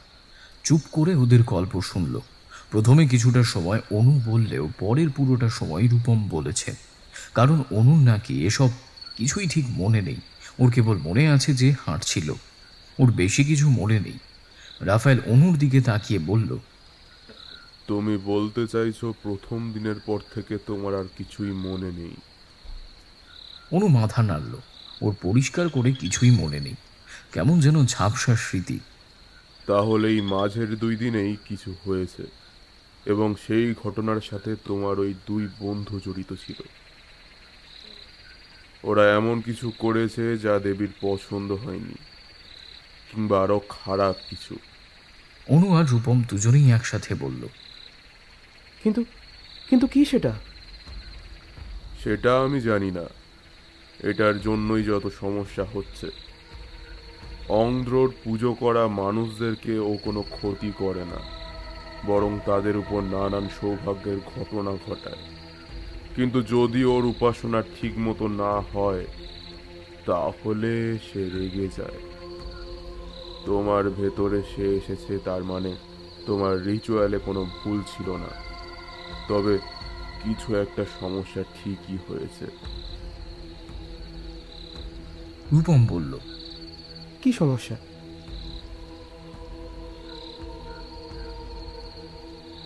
এটা তোমার বন্ধুরা বলতে পারবে। কিন্তু ওরা তো কেউ, মানে আপনি জানেন একজন মারা গেছে আর একজন এখন দেশের বাইরে। এখন কি করার, কি করব? রাফায়েল বলল, আসলে সমস্যাটা এখানেই। এখন কেবল একটাই উপায় আছে। অনুর দেহ থেকে অন্ধ্রকে আলাদা করতে হবে।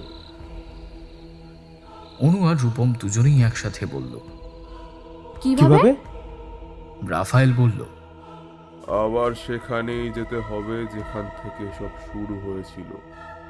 এবং আর একটা কথা বলে রাখি যে এই প্রক্রিয়াটা মোটেই সহজ না।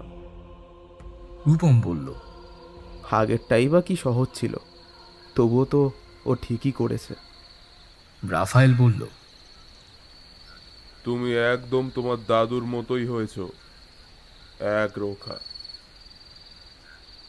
আপনি কিন্তু বললেন না কি?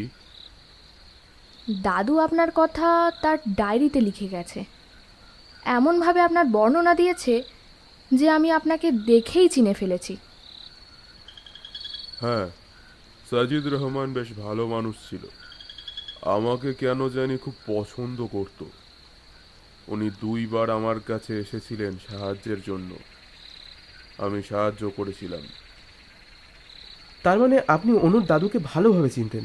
আপনার যে বর্ণনা অনুর দাদু দিয়ে গেছে, আপনি একদম সেরকমই আছেন। কিন্তু তা কিভাবে? রূপমের মাথায় কিছু ঢুকছে না। রাফায়েল বলল, এখন এসব ভাবার সময় নয়। আমাদের আগামী অমাবস্যাতেই অন্ধ্রদেবীর মন্দিরে পৌঁছাতে হবে। নতুবা যত দিন যাবে ততই অনুর ভেতরে অন্ধ্র শক্তিশালী হয়ে উঠবে। ওদের দুজনকে রেখে রাফায়েল উঠে পড়ল। ওরা দুজন অবাক হয়ে রাফায়েলের চলে যাওয়ার পথের দিকে তাকিয়ে রইল। রূপম অবাক হয়ে তাকিয়ে রইল কিছু সময়। তারপর রাফায়েলের দিকে তাকিয়ে বলল, আপনার কি মাথা খারাপ হয়ে গেছে? অনু মারা যাবে। না মরলে হবে না, এবং এটাই একমাত্র উপায়। এটা ছাড়া আর কোনো উপায় নেই। তাহলে দরকার নেই। না, দরকার আছে। আমি রাজি। তুই বুঝতে পারছিস তুই কি বলছিস? তুই পারবি না। দেখ, আর কিছু করার নেই। আমি একটা কাজ করতে গিয়েছিলাম, সেটা ঠিক মতো হয়নি, কোনো একটা সমস্যা হয়েছে। এখন এটা থেকে মুক্তি পাওয়ার আর কোনো উপায় নেই। কি করা যাবে? দেখ, তুই চিন্তা করিস না, সব ঠিক হয়ে যাবে। রূপম কি বলবে ঠিক বুঝতে পারল না, কিন্তু এরই সাথে এটাও বুঝতে পারল যে এটা ছাড়া আর কোনো উপায় নেই। তবে এবার তোর হাতে কিছু থাকবে না, যদি দরকার হয় তাহলে কিন্তু আমরা তোকে স্পট করব, ঠিক আছে? আচ্ছা ঠিক আছে। আর এর পরে কোনো এক্সপেরিমেন্ট না, এসব বাদ দিবি। আচ্ছা।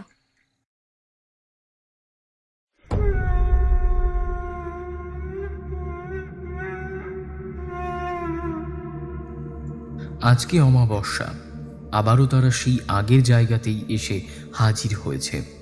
জায়গাটা সেই অন্ধ্রদেবীর মূর্তির সামনে। ওরা তিনজন বেদির পাশে বসে আছে। বেদির উপরে জনা দশেক মানুষ কাজ করছে। ওরা অন্ধ্রদেবীর মূর্তির সামনে ঠিক ফুট তিনেক দূরত্বে রেখে প্লাস চিহ্নের আদলে বড় কাঠের ভীম বানাচ্ছে। এই কাঠের সাথেই অনুকে আটকানো হবে এবং এভাবেই আটকে থাকতে হবে তাকে। রাফায়েল যখন প্রথম বলল যে অনুর দেহ থেকে অন্ধ্রদেবীকে আলাদা করতে হলে অনুকে ঠিক ওই মূর্তির সামনেই নিয়ে যেতে হবে। বুদ্ধিটা একদম সোজা। এই অপদেবীর বসবাস এই পুরো এলাকাতেই, যার কেন্দ্র হচ্ছে ওই মূর্তিটা। কিন্তু এখন এই দেবী বাস করছে এই অনুর ভেতরে। অনুকে ঠিক ওই মূর্তির সামনে নিয়ে গিয়ে তাকে বাধ্য করতে হবে যেন সে আবারও সেই মূর্তির ভেতরেই ফেরত যায়। এবং অমাবস্যার সময়টা ঠিক করা হয়েছে এই সময়ে অন্ধ্রদেবীর শক্তি সবচেয়ে কম থাকে, সে সব থেকে দুর্বল থাকে এই সময়। যখন অনুকে সামনে বসিয়ে মন্ত্রটা পড়া শুরু হবে তখন অন্ধ্র ছুটে চলে যেতে চাইবে, তাই ও যাতে ছুটে না যেতে পারে সেই ব্যবস্থাই করা হচ্ছে। কাজ শেষ হতে বিকেল হয়ে গেল। কুলিরা কাজ শেষ করে চলে গেল। রাফায়েল অনুর দিকে তাকিয়ে বলল, তুমি প্রস্তুত? অনুকে সেই বিমের সাথে শেকল দিয়ে আটকে দেওয়া হলো, অনেকটা ক্রস চিহ্নের মতো, দু হাত দুদিকে ছড়িয়ে। আবারও আন্দ্র চলে আসবে আমার ভেতরে। ও চলে আসার আগে একটা কথা বলে যেতে চাই তোকে। বলবো? হ্যাঁ বল। আমি জানি তুই আমার ব্যাপারে কি ভাবিস। এই সব কিছু মিটে যাক, তারপর আমরা বিয়ে করে ফেলবো, কেমন? আর এসবের দিকে যাব না। রূপম অনুর দিকে এগিয়ে এলো, তারপর ও ঠোঁটে আলতো করে চুমু খেয়ে বলল, এরপর তোকে আর কিচ্ছু করতে দেবো না, এসব বুঝেছিস? কিন্তু অনুর কাছ থেকে কোনো উত্তর এলো না। রূপম চমকে পিছনে ফিরে এলো। রাফায়েল তখন পিছন থেকে বলল, সরে এসো, আমাদের দেবী চলে এসেছে। রূপম দেখলো অনুর শরীরটা একটু একটু যেন কাঁপছে। জ্বলন্ত আগুনের আলোতে রূপম দেখতে পারল অনুর চোখ দুটো কেমন যেন কাঁপছে। রাফায়েল দ্রুত বেদির উপর উঠে চলে এলো। অনুর মুখ দিয়ে সেই অদ্ভুত স্বর বের হওয়া শুরু করেছে। রূপম কেবল সেটা যে অনুর কণ্ঠ নয় সেটা বুঝতে রূপমের কষ্ট হলো না। রাফায়েল আরেকটা আগুনের কুণ্ডলি চালালো মুক্তি আর অনুর মাঝে। তারপর আগুনের পাশে বসেই মুখ দিয়ে বিড়বিড় করতে লাগলো কিছু মন্ত্র। কিছু একটা যেন পড়ছে, আর তাতেই অনুর কাঁপুনি আরো জোরে বেড়ে গেল। একটা পর্যায়ে এমন হলো যে রূপমের মনে হলো অনু কাঠের বিমটা যেন ভেঙেই যাবে। অনু নিজেকে ছাড়ানোর চেষ্টা করেই যাচ্ছে, মনে হচ্ছে ওর ভিতর থেকে কেউ যেন বের হতে চাইছে। একটা পর্যায়ে গগন ফাটানো চিৎকার বেরিয়ে এলো অনুর মুখ থেকে। রূপম কেবল একভাবে তাকিয়ে রয়েছে। অনুর যে কষ্ট হচ্ছে সেটা বুঝতে পারছে, কিন্তু ওর কিচ্ছু করার নেই, কেবল চেয়ে চেয়ে দেখা ছাড়া। একটা পর্যায়ে রূপম দেখতে পেল অনুর গলা দিয়ে রক্ত বের হচ্ছে। নিজেকে ছাড়াতে গিয়ে হাতের পায়ের অংশটুকু লোহার বেড়ির সাথে আটকে কেটে গেছে। রূপম আর সহ্য করতে পারল না। ওর মনে হলো এসব থামানো দরকার, নয়তো অনু এখনই মারা যাবে। এভাবেও আর সহ্য করতে পারবে না। ও দৌড়ে গেল আগুনের দিকে। রাফায়েলকে থামাতে হবে। এই মনে করে যখনই ও এসে রাফায়েলের গায়ে হাত দিতে যাবে তখনই ওর মাথার ভিতরে কেউ যেন আঘাত করল। তীব্র এক যন্ত্রণা শুরু হলো। সেই যন্ত্রণার ভিতরেই রূপম শুনতে পেল কেউ যেন ওকে বলছে, বাধা দিও না, বাধা দিও না। এটাই একমাত্র উপায়।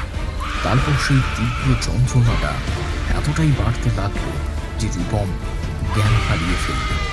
একেবারে জ্ঞান হারানোর আগে কেবল অনুর দিকে তাকাতে পারল সে। অনু তখন অনেকটাই নিস্তেজ হয়ে গেছে। রূপমের কেবল মনে হলো ও বুঝি আর কোনোদিনও অনুকে দেখতে পাবে না।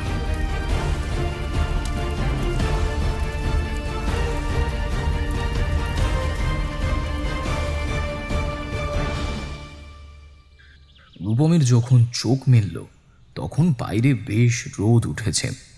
তাকিয়ে দেখে রূপম এখনো সেই বেদির উপরেই শুয়ে আছে। ওর মুখের উপর উপুর হয়ে তাকিয়ে আছে অনু। মুখে হাসি নেই। ওর দিকে তাকিয়ে বলল, যাক, জনাবের ঘুম ভাঙলো তাহলে। রূপমের মনে হলো ও সম্ভবত স্বপ্ন দেখছে। জ্ঞান হারানোর আগে অনুকে যে অবস্থায় দেখেছিল তাতে ওর এই অবস্থায় থাকার কথা না। রূপম বলল, আমরা কি মারা গেছি দুজনেই? এই কথা শুনে অনু খিলখিল করে হেসে ফেলল। তারপর বলল, হ্যাঁ, আমরা দুজনেই মরে গেছি। মরে গিয়ে স্বর্গে পৌঁছে গেছি। ওঠ গাধা, আর কত ঘুমাবি? আর কত সময় ধরে আমি একা একা বসে আছি। রূপম উঠে বসল।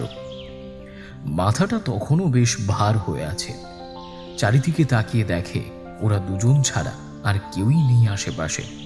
রূপম বলল, সেই লোকটা কোথায়? জানি না, সকালবেলা যখন ঘুম ভাঙলো দেখি কেউ নেই। তুই ঘুমিয়ে আছিস ওই আগের দিনের মতো। এখানে আসলেই কি তোর ঘুম আসে নাকি রে? তারপর একটা কাগজ দেখল। সেখানে কয়েকটা লাইন লেখা আছে, তোমাদের জন্য একজন গাইড অপেক্ষা করবে এই এরিয়ার বাইরে। এই পথটুকু তোমাদের একা একাই যেতে হবে, আর এরপরে দয়া করে এমন কাজে নিজেকে জড়াবে না। সব কৌতূহল ভালো না। রূপম কাগজটা পড়ে অনুর দিকে এগিয়ে গেল।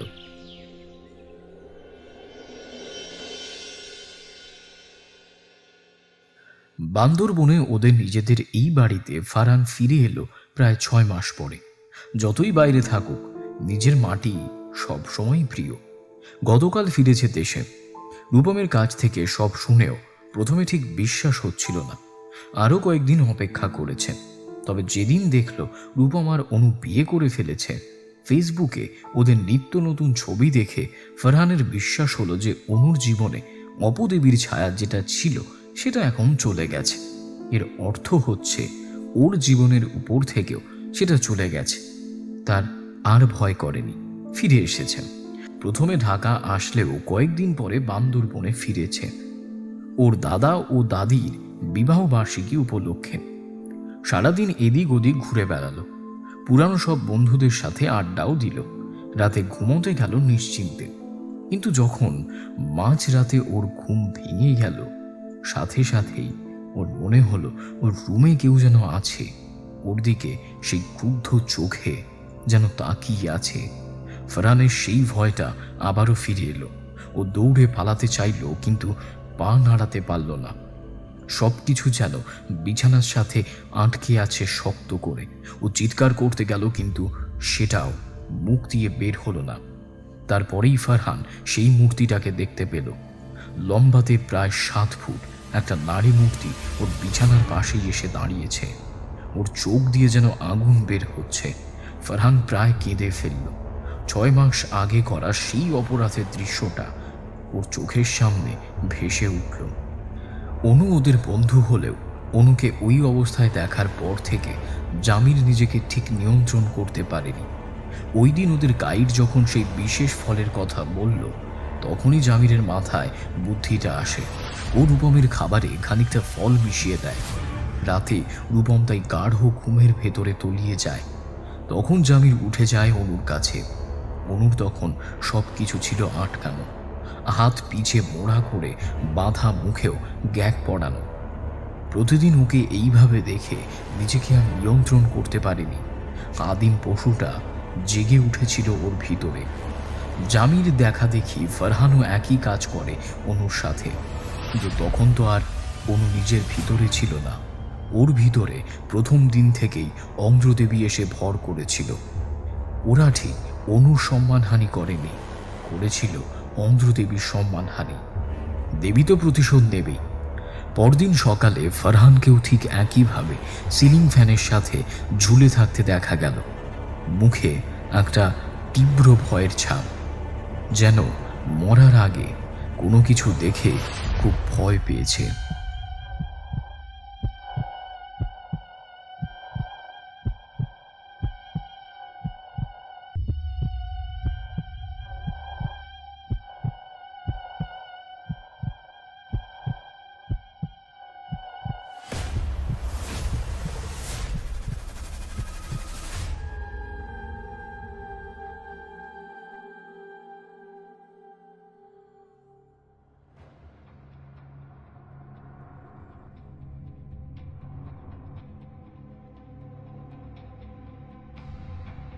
গল্পটি আপনাদের কেমন লাগলো তা অবশ্যই কমেন্ট সেকশনে জানাতে ভুলবেন না।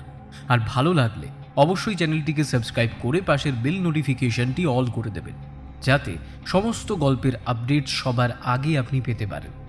তবে আজ এই পর্যন্তই। দেখা হচ্ছে খুব শীঘ্রই আরও একটি নতুন গল্প নিয়ে। শুনতে থাকুন সাসপেন্স থ্রিলার প্ল্যাটফর্ম, আপনার গল্পের প্ল্যাটফর্ম।